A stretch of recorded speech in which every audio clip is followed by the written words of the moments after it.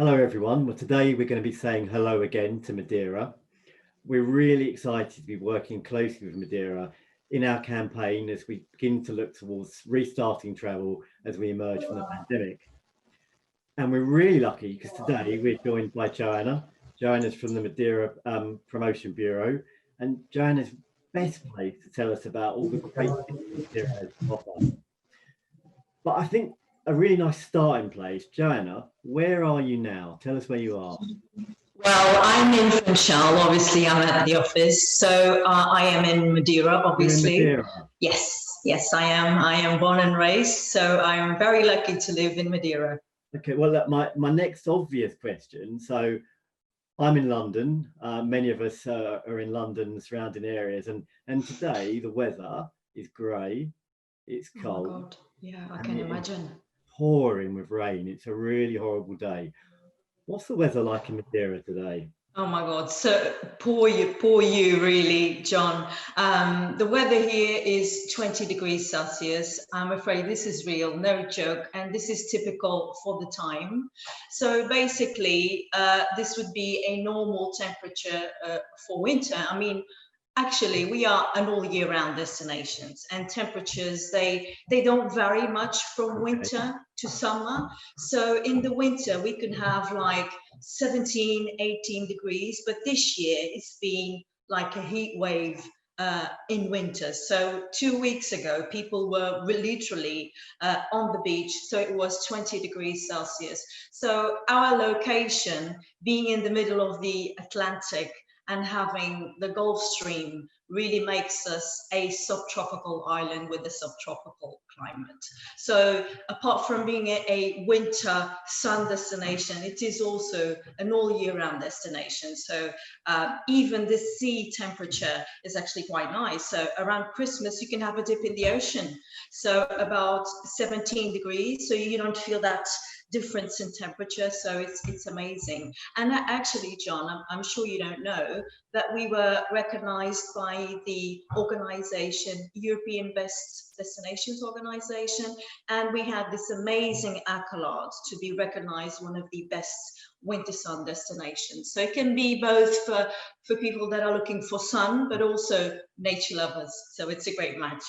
Well, you've just made me incredibly jealous on a horrible day like it is today, and you're sat, well, you will be sat in warm sunshine. So that is just not fair. Amazing. This is really true. There are not a lot of destinations, John, in Europe that around, in winter and in Christmas have this kind of temperature, and people are wearing their flip-flops, their short sleeves. It's amazing, really. We're really quite fortunate, and I actually have a tan on me still.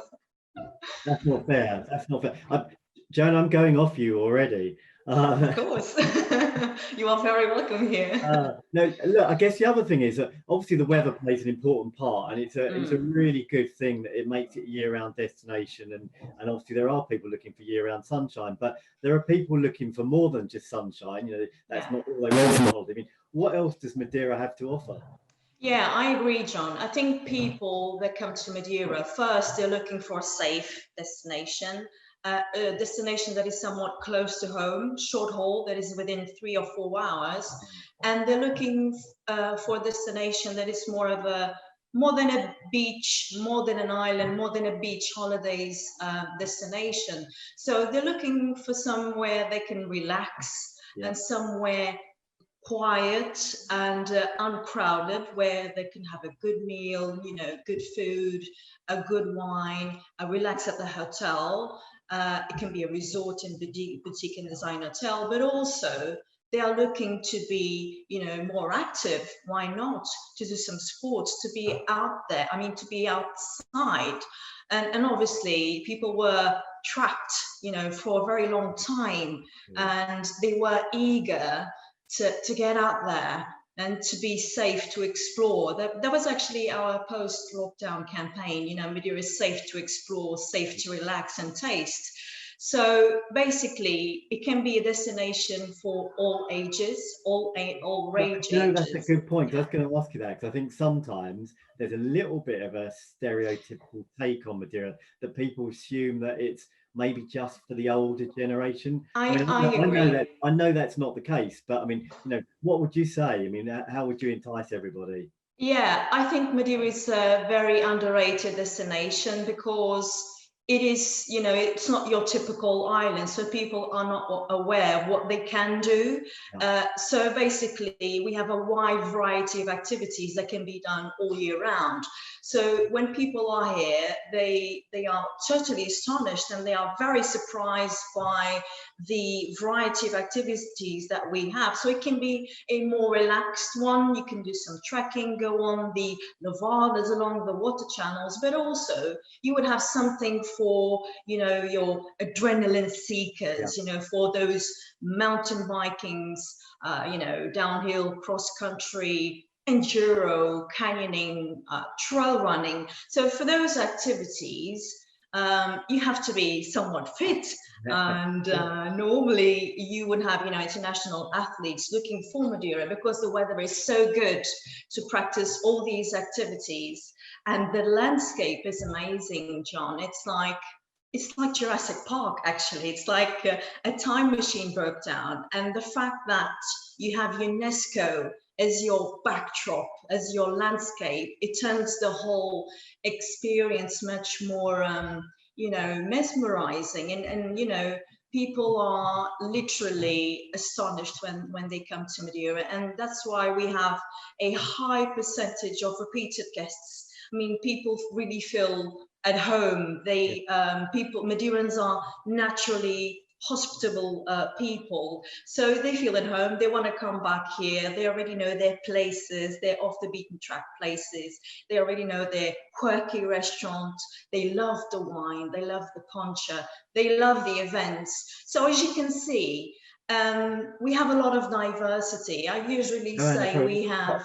poncha. Tell us about the poncha. What's the poncha? Oh, poncha. Oh, it's a very tricky drink. So in the back, I have a barrel of wine, but poncha really wins the prize. Poncha, it is, I mean, if you have three, if you're here, if you have three, you can speak Portuguese fluently. No joke. Because Maybe I can dance as well. you can, well, you never know. I'm going to become the world's greatest dancer. You never know, because poncha is done with local rum, so it has 40 to 50% of alcohol. So, and then it's mixed with lemon juice, orange juice. So it's a very tricky drink because it has a lot of sugar as well. So it goes quickly to your brain. So all of a sudden, you don't know where you are numb. But if you mix with ice, it's more easy to drink. But it's very popular. That's what we drink when we go out. And Madeira wine is for a special occasion, I must say, for a birthday party, a christening, as a starter or after your meal. It's more of a posh thing to have. Poncha is more social. So we are very social people. We're always out there having our ponchas with our tropical fruits. So that's very popular indeed. Sounds good. And look, listen, I've never been to Madeira, and I know clearly when I arrive I'm going to need my poncha. But what else would you tell me to do? But what are the must-sees? My first time there, what must I really see and do? Oh, that's hard. There's a lot of things to do. Basically, John, I feel that it's the ideal place to get lost. I can explain. Basically, I feel that it's a great island, that it's easy A to lot of people explore. tell me to get lost. I'm used to it. Sorry about that. Now, what I meant is that you rent a car, for example. If you don't like tours, you can do your own thing. You rent a car, and then you all of a sudden find that viewpoint, that landscape, that valley, that mountain. Everywhere you look, there's a dramatic cliff, dramatic mountain. So it's very easy to get around. Everything is pretty much intuitive. The energy is so good. I know it's very a holistic concept here, but it's the vibes are really, really good. I think it's due to nature. It's a very small destination as well, very uncrowded and spoiled in a way. So it's very hard for me to pinpoint the places to see, but for me, I'm always at the North Coast. whenever, you know, all of a sudden I'm always at the I North was Coast going to because ask you she's, that. I was going to say, where would you go? Well, yeah, what do yes, you do? Yeah, totally. I think it depends on the season, but you know, mostly in the winter, I like to do a walk in the North Coast because, you know, UNESCO is there, so the highest mountains and the great variety of walks are concentrated on the North Coast, and it's very impressive and green. So I like to go to those places where you have the natural swimming pools, for example, in Port yeah, with the original black sand, or those lava pools where you can, you know, have a very comfortable dip. And also you would have a great contrast between the North Coast and the South. And in Funchal, don't miss the local market, because that's where you see the big variety of tropical fruits that we have, and also the fish. So indeed. some fruits you don't know what to make of it. So it's a great place for you to take your kids, for example, your family. So apart from the local market, you would have the old town as well, where the city started to be built. So there's a very big piece of history there. You know, you have buildings from the 15th century. So in Funchal, you don't. You have to go into the local market in Old Town, take the cable car until Monty Village. And one of the top things to do, it's really a cliche, but you have to do the toboggan. I'm sure you've heard of the wicker baskets. Yeah, I've seen that. Yeah, so at the beginning, people are very serious, but then they start screaming because it really goes down the hill. Everything is very hilly here. So it's one of those fun activities, and it's unique in a way. So I Do you would do, do you advise do you the to, you do the poncha before you get on, or after? well, yes, Which poncho is before better? to gain courage Yeah, before you slide down. So as you can see, John, it's, I mean, to start off with, Funchal, it's a very cosmopolitan city. yeah, You should start, if you're here for a couple of days, make sure you start or be based in Funchal, and then you're easily connected to the rest of the island so that you can explore, have a tour, or just rent a car and explore the rest of the island. And you're easily connected with the activities, where the places where you can do sports and the walking. So yeah, Funchal, it's a very good place for you to start off with. And most of the catamarans as well, they leave from the yacht marina and they explore the south and western coast. I believe, John, that I mean, Advantage in general, I mean, our campaign will help us dissipate some cliches and yeah. stereotypes that are surrounding the destination, obviously. What we want to say, I mean, in terms of strategy, obviously, we want to appeal to all segments of the market, because we believe we have products for all those Yeah, age and ranges. our membership is so diverse. Again, It you know, is. we've got all types of customers as well. So it's a really broad appeal. So it's good that I think everybody understands what the reach and the appeal of Madeira is. It's really important. Yeah, yeah. For example, the issue about beaches. I mean, I get this question a lot. Oh, does Madeira has any beaches? Of course, we have our own kind of beaches. We have, you know, those lava swimming pools. We have beaches with black pebbles and black sand. But you know, we are not a beach holiday, you know, destination. People that come here, they like Madeirans, they like the locals, they like the fact that they can choose from a wide variety of activities, and they love the events. I mean, there's always something going on. Even now, we're preparing to Christmas. John, you don't imagine, preparation for Christmas, it starts at least 6 months before. Really, this is a process. I'm serious. So it's a very, it's I mean, we don't call it the Christmas, we call it the party. Yes, it's the party. We don't call it Christmas. We say Boas Festas, which means happy holidays. Yeah, And it's a family thing. It yeah, all revolves around food and wine and poncha and honey cake. So sounds honey good. cake is made with cane honey that is locally produced and mixed with spices and dried fruits.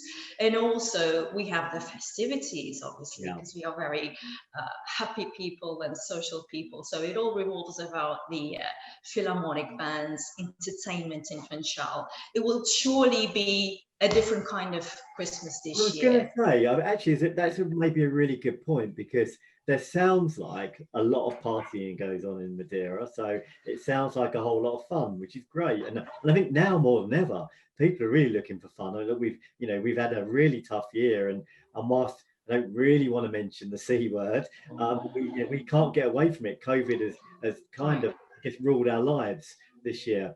But I know Madeira in particular has been really great at putting protocol in place to manage it as best as possible. I mean, maybe you can talk about what Madeira has done. Sure. Yeah, I mean, that's what kept us safe. I mean, our regulations and procedures, we participated very actively in that sense. So since July 1st, that we developed, I mean, we were pioneers in the whole of Portugal in implementing many measures. The use of masks, we've been using, indoors and outdoors, the mask for a couple of months. Since July 1st, when we reopened tourism, we said that all passengers landing in Madeira had to present a test, a C19 negative test done 72 hours prior to departure, or either they could do it when they arrived, and it still is, so it will be, indefinite. Yeah. So if you don't bring a test with you, you can do it at the airport, totally free of charge.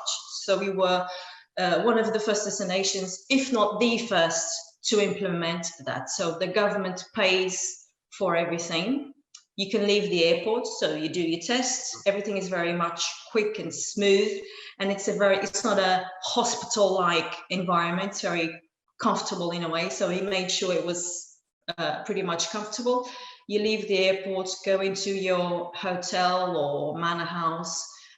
You make sure you are isolated in your hotel room, and then within 12 hours, you receive the results. Okay. Yes.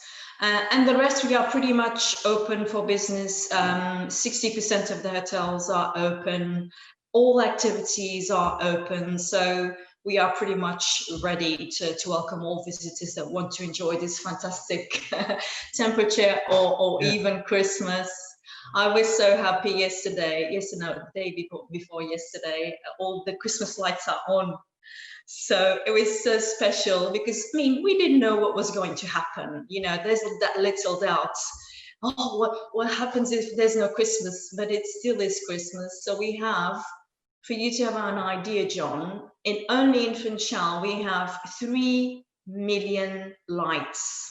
Wow. All over Funchal. Can you imagine? It's hanging from trees, it's on gardens, it's at the yacht marina. It's amazing. So Christmas comes to light, and it's a whole celebration. And you would have, in a couple of weeks, you will have the local markets with all the gastronomy, the sweets, the fruits, and all that. And all culminates with the fireworks. So we are still having fireworks as usual on New Year's Eve. So that will be around 10 minutes of fireworks. Right. And it's one of the biggest in the world. It was considered one of the biggest by the Guinness Book of Records in 2006, if I'm not mistaken. And is that still going to happen this year? Of course, yes, of course, yes. Look, we hear of so many places that are not going to go ahead with their celebration, so that'll happen. That's brilliant. Yeah, it's happening. It was crucial, and New Year's Eve or Christmas without fireworks, it's not Christmas in Madeira. It would be a big blow. Yeah, so we're having that. It's going to be even more special in terms of family wise, and it's going to be more of a family gathering as opposed to being outside. If we're outside, we have to keep social distancing, but I think it's going to be cozier. I think it's going to be more family oriented. And I can't wait to really be with my family. It's going to be, it's going to have a different meaning this year for sure. It sounds great. Look, actually, Joanna, lean in a minute. Right, okay, I've got a question for you. So let's just pretend there's nobody else here right now. It's just you and I having a chat. So no one else is listening. Have you got a secret you can tell us about Madeira that nobody else knows? Secret. I think I have a secret. There's no calories in food. You can eat all you want here because everything is so hilly. It just cancels out the calories. So there you go. The secret, Madeira's secret is that's the Madeira secret. Yeah. Yeah, I mean, you shed all those calories on the next day. Yeah, I mean, I love that.